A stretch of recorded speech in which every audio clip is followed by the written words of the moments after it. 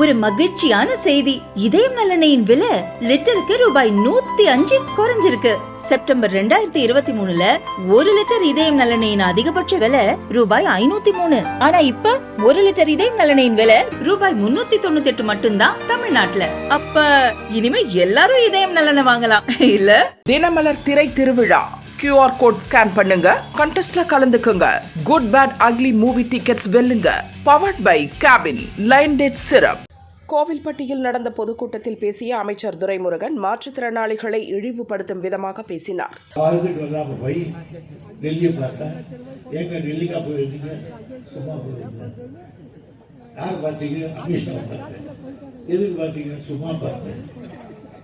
நீ மட்டுமா இல்ல, 4 பேரோட ஒழுகி போச்சு. இப்போ எழுதி வச்சுங்க, பிஜேபி அந்த ஏடிஎம்கே பிஜேபி ஒரு அணியில சேருவாங்க. ஆனால் அதில் எடப்பாடி இன்னும் கொஞ்சம் வைக்கிறார். நான் அவங்களோட சேரணுன்னாலும் முன்னாள்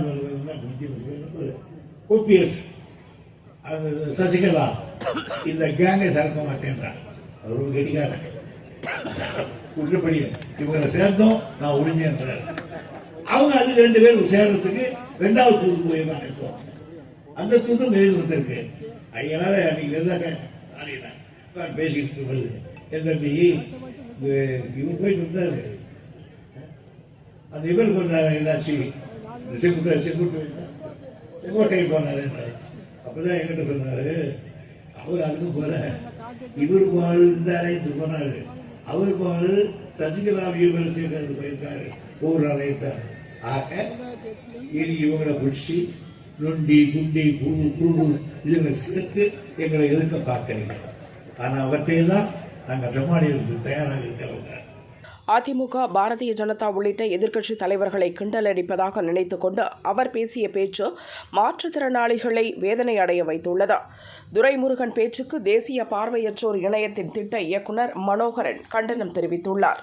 2026 சட்டசபை தேர்தலை குறிப்பிட்டு மறைமுகமாக துரைமுருகனுக்கு ஒரு எச்சரிக்கையையும் அவர் விடுத்தார். திமுக மன்னிப்பு கேட்க வேண்டும் என்றார்.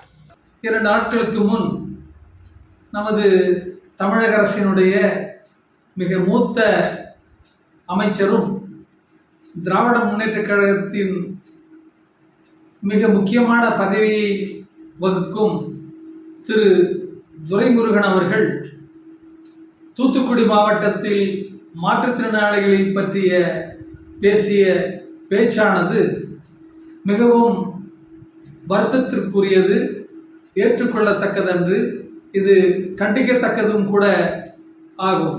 திரு துரைமுருகன் அவர்கள் மாற்றுத்திறனாளிகளை திறமையை மிக குறைத்து மதிப்பிட்டு தனது அரசியல் எதிரிகளை பேசிய பேச்சு எங்கள் எல்லோர் மனதையும் புண்படுத்தும் வகையில் அமைந்துள்ளது. அவர் பேசிய பேச்சை திரும்ப பெற்றுக்கொள்ள வேண்டும். அதே நேரத்தில் திராவிட முன்னேற்றக் கழகம் அவருடைய பேசிய பேச்சுக்கு மன்னிப்பு கோர வேண்டும் என்றும் இந்த நேரத்தில் கேட்டுக்கொள்கிறோம். அது மட்டுமல்ல, திரு துரைமுருகன் அவர்களுக்கு மாற்றுத்திறனாளிகளது நிலைமை புரியாத ஒன்றாகத்தான் இருக்கிறது. ஒரு நிகழ்வை நான் அவருக்கு நினைவுபடுத்த விரும்புகிறேன். பார்வை குறைபாடு உள்ள ஒரு மாற்றுத்திறனாளி, கால் குறைபாடு உள்ள ஒரு மாற்றுத்திறனாளியின் தொழில் அமர்ந்து கொண்டு அவர்கள் இருவருமே சென்று அடைய வேண்டிய இலக்கை சென்றடைந்திருக்கின்றார்கள் என்பதை அவர் அறிந்திருப்பார் என்று நினைக்கிறேன்.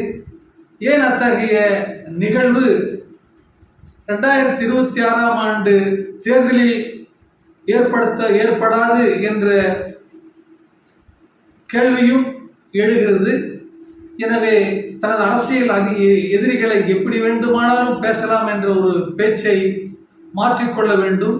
உடல் ஊனமுற்றவர்களை நொண்டி, கூன், குருடு, செவிடு என குறிப்பிடும் வழக்கத்தை மாற்றி அவர்களை மாற்றுத்திறனாளிகள் என்றே அழைக்க உத்தரவிட்டவர் முன்னாள் முதல்வர் கருணாநிதி. அவரது கட்சியின் பொதுச் செயலாளரே மாற்றுத்திறனாளிகளை கொச்சையாக பேசி இருப்பதை பல தரப்பினரும் கண்டித்து வருகின்றனர்.